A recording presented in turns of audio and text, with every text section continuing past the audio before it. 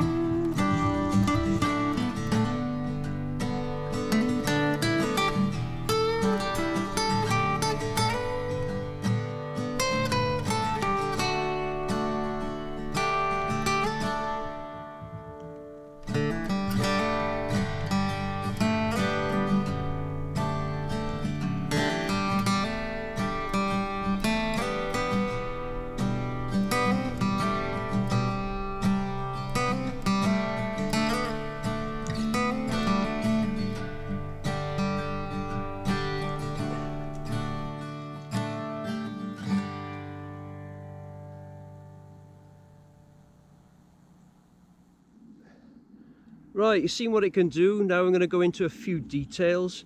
The height, or the thickness if you like, is 18 millimeters. The length is 111 millimeters. The width is 32 millimeters. And the weight is 128 grams. They're quite light really. The handle, black handle, is made of a polyamide or polymide, however you say it, like a hard plastic. It's quite good. And it's got 12 features on it, and it also comes in other colors besides black as well. And the blade is a two-handed opener. It's not a one-handed opener, but it's actually a one-handed closer for some reason, and it's best done with your left hand. It's got a little locking lever there, and even if you're right-handed, it's easy enough. I'm right-handed anyway, so you just pull it across and pull it, close it, but it does actually click into place at 90 degrees. That'll reduce your chances of cutting your thumb and your nail on your thumb, I suppose, and then you can close it like that. Right, the blade is 8.5 centimeters, and the saw itself, you can get at the saw like this. There's the blade going down, and the saw just sticks out a couple of millimeters there, and you can bring it out, and that's also around 8.5 centimeters. The large screwdriver is lock-in, and you got your bottle opener as well by there. Get at your beer. Again, push it with your left hand and shut it down. Oh, have I missed something? Yes, there's a wire stripper there. Okay,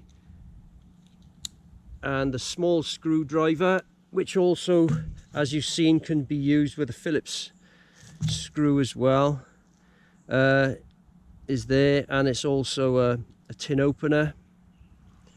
And if you notice, it does leave jagged edges, so you've got to be careful, like. But even the ring pull is quite sharp on the edge anyway, so there's no problems there. There's no difference. So that's your tin opener, and you've seen how it was used going forwards. And you've got your reamer to poke holes in leather or hard material to sew it together. And I've seen this used as a pipe cleaner as well. If you're a pipe smoker, I've seen someone clean a pipe out with that as well. Now, normally in a reamer, you've got a little hole there, and you can put the thread through and poke the hole and sew at the same time. But this one haven't got that. So there you go. That's the reamer, and obviously you can see it pokes holes in wood as well, so you can put a screw in. And you've got your corkscrew. Okay, now this is the Forester. This knife is called the Forester, and I don't know what you want wine in the forest for, you know, a bottle of wine. You might do, you know, never know. But that point can also pick at things as well, like getting a snail out of a shell after you've cooked it, or tight knots or something like that, undo tight knots. Now you've got your toothpick, and you've got your tweezers, get bites, stings out or something like that, and you've got your little ring there for putting a bit of paracord on if you want to do that. And I think that's about it. Yeah, I think that's it so far. Okay, using the knife with a ferrocerium rod if you haven't got a striker. So, well, you can use three things on this knife actually. The first is the saw, so let's get that out. Now, just bear in mind that's not locking, so you got to use this bit really, this bit here. So, and it works, you see, got to be careful. it works quite well. Okay, and the second one is the reamer. Okay, so let's get the reamer out. There you go.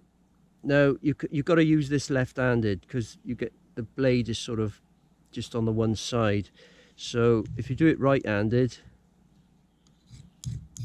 it ain't gonna happen. See, but if you do it left-handed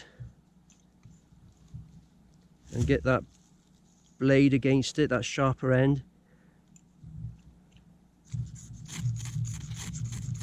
it'll work fine.